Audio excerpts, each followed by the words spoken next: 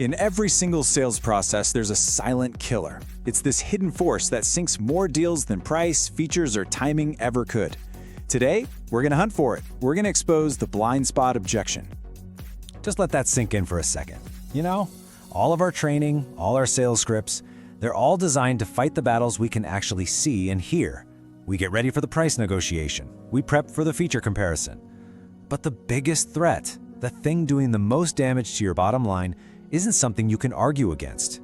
It's like a ghost in the machine, a silent deal breaker that works completely under the radar, making a final decision about your product without you ever even knowing it was there. So what is this hidden flaw that's killing perfectly good sales? And, maybe more importantly, how in the world do you fight an enemy you can't see and can't hear? How do you neutralize it without ever asking about it directly? Well, that is the core mystery we're going to solve together in this explainer. We're about to go on a psychological deep dive to uncover this blind spot, understand the powerful human forces that create it, and lay out a clear, actionable plan to disarm it before it ever gets a chance to sabotage your success. So here's our game plan. First, we're going to unmask the unheard objection. Then, we'll visit the scene of the crime and see how it acts as the funnel's silent killer. After that, we'll get to the good stuff. 2 fears, 1 solution. Then we'll dig into the psychology of doubt to see why this whole thing works. We'll wrap that up into your pre-emptive playbook with the exact moves to make. And finally, we'll land on a whole new way of thinking about what it means to be selling them confidence. All right, let's dive in. Okay, let's get right into it. It is time to pull back the curtain and finally put a name to this thing. Let's talk about the real reason why perfectly qualified, genuinely interested customers get all the way to the finish line and then just vanish, leaving us totally confused and just staring at our analytics. And this is where we run into what the source material calls the great paradox of conversion. As marketers and founders, we are absolutely obsessed with tracking the things we can see. We spend weeks building scripts to handle price objections. We A/B test the color of a button. We build these huge comparison charts. But all this focus on the loud stuff creates a dangerous blind spot. Because the real damage, the thing that's truly killing conversions day in and day out, is an objection that is never, ever spoken out loud. And here it is. This is the culprit. The blind spot objection isn't about your product or your price. It actually has nothing to do with you. It's about them. It's this deeply personal internal monologue of doubt.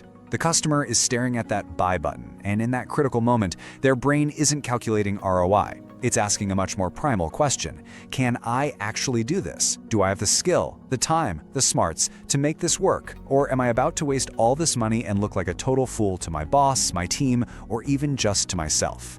The real problem isn't your offer. It's the customer's own deep-seated, very human insecurity. Now, what's really fascinating here, and the whole reason it's a blind spot, is why we never actually hear this objection. It's because of a powerful psychological force called social desirability bias. I mean, think about it.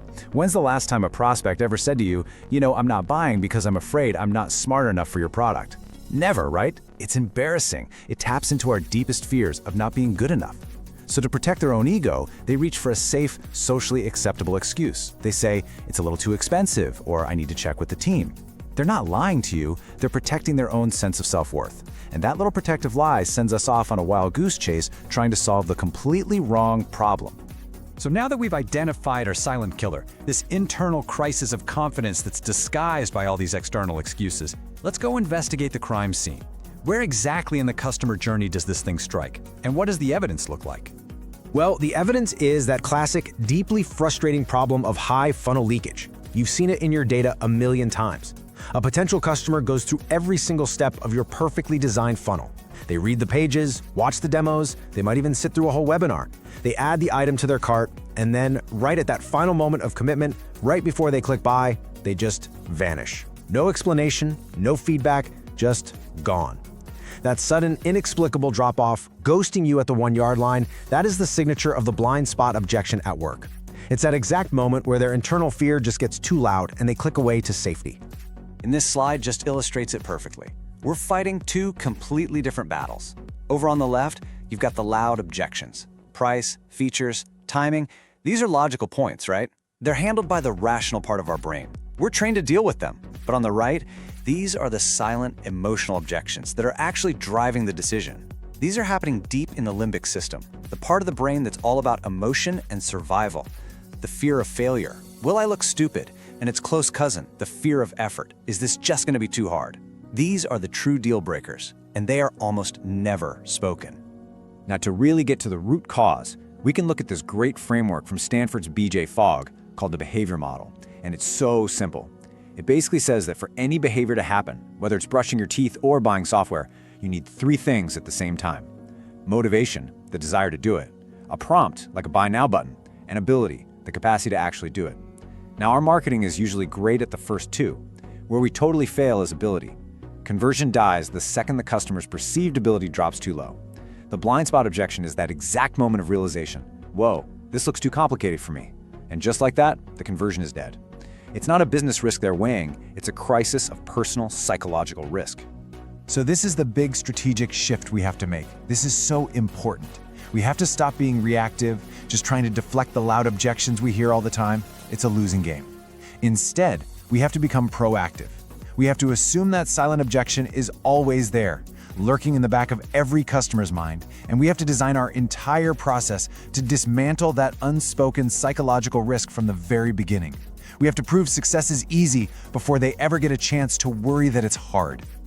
So that leads us right to the solution. How do we actually do this? How do we build our defense against this silent objection? Well, it's time to pop the hood and see how this thing works. The solution is a system called pre-emptive validation. Think of it like a psychological missile defense system. It's not designed to win arguments. Its only job is to stop them from ever happening. It's built to scan the horizon for those 2 primary fears, the fear of effort and the fear of failure, and just intercept and neutralize them on contact, long before they can grow into a full-blown deal-killing objection. And this breaks down the mechanism so elegantly. There are 2 distinct fears, and each one needs its own specific solution. First up, you have the fear of effort. This is the customer asking themselves, is this just going to be too much work? I'm already swamped.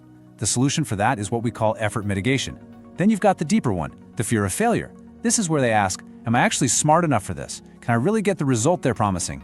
And the solution for that is failure mitigation. We have to tackle both of these proactively. So what does this actually look like? Well, for effort mitigation, it means you have to visually scream simplicity and speed. Use really clear language like, set up in 5 minutes, or launch in just 3 clicks. Show a progress bar. Make the whole path to getting value look and feel effortless. Now, for failure mitigation, the key is targeted social proof. This is so important. A glowing review from some genius at Google might actually make a normal person more scared. They'll think, well, of course he could do it. What you need are testimonials from people the customer sees as a peer, especially non-experts who say things like, I have 0 technical skills, but this was so easy I built a website in an afternoon. That validates the customer's ability to succeed, not just some experts. Okay, so we've seen the what and the how, but let's get into the most important part, the why. Why is this system so effective? Well, it's not just a clever marketing tactic. It's a strategy built on a really deep and empathetic understanding of how our minds work. Let's circle back to social desirability bias, because it's the whole reason this problem is hidden in the first place. This bias is basically a survival instinct. We are hardwired to present ourselves in the best possible light to avoid being judged. Admitting I'm not capable or I'm afraid I'll fail is a socially undesirable thing to do. It feels shameful. So, to protect our ego, we invent a more acceptable excuse: price, timing, whatever. This system works because it assumes this bias is always there. It never forces the customer into an uncomfortable position they are psychologically programmed to avoid. The second big psychological idea here is something called self-efficacy theory, from the psychologist Albert Bandura. Basically, self-efficacy is just your belief in your own ability to succeed at something. And one of the most powerful ways to increase it is by seeing someone else who you identify with succeed. It's why watching a video of someone your age learning to ski makes you think, hey, I could probably do that. So when a potential customer sees a testimonial from someone like them, another small business owner, another busy parent, their brain just automatically thinks, wait a minute, if they can do it, then I can do it. Their self-efficacy shoots up, and that internal doubt starts turning into real confidence. That's the social proof AllNet feed. So when you put it all together, the real magic here is this. The whole system is designed to gently bypass the customer's ego. It never challenges them. It never asks them to admit their fears. Instead, it just quietly and respectfully provides overwhelming evidence that they are, in fact, totally capable of succeeding. It basically grants them permission to believe in themselves by proving that success isn't just possible, it's easy. It de-risks the decision, not financially, but psychologically. Okay, we've covered a lot of the theory and psychology. Now it's time to get practical. How do you turn all of this insight into a concrete, actionable playbook you can start using today? The framework is a really straightforward 3-step process. First, identify the proxy. You have to learn to recognize the spoken objection that's hiding the real fear. Second, visually validate ability. You have to proactively prove that success is simple and fast. And third, segment your social proof. You've got to use relatable testimonials from non-expert peers to build your customers' confidence. Let's break down how to master each of these. All right, to master this playbook, here is your mission. For step 1, I want you to become a proxy detective. The very next time a customer says it costs too much, just pause. Instead of justifying your price, ask yourself, is the real issue that they're afraid of failing and wasting that money? Is price just a mask for fear? For step 2, do a simplicity audit. Seriously, right after this, open your landing pages. Do your headlines and images scream easy? Does your copy emphasize quick time to value, like get your first result in 15 minutes? If not, change it. Make simplicity your core focus. And for step 3, curate your proof. Go through all your testimonials. Find the ones from people who are not experts. Find the stories from people who explicitly mention their initial doubts or their lack of skill. These are your most powerful assets. Put them front and center. And this brings us to our final, and honestly, our most essential insight. After all the strategy and all the psychology, what's the one big idea you need to walk away with? What does this all really mean? The big takeaway here is that a sale is so often sabotaged, not by business logic, but by deep human emotion. It's sabotaged by the customer's own ego and their very private insecurities.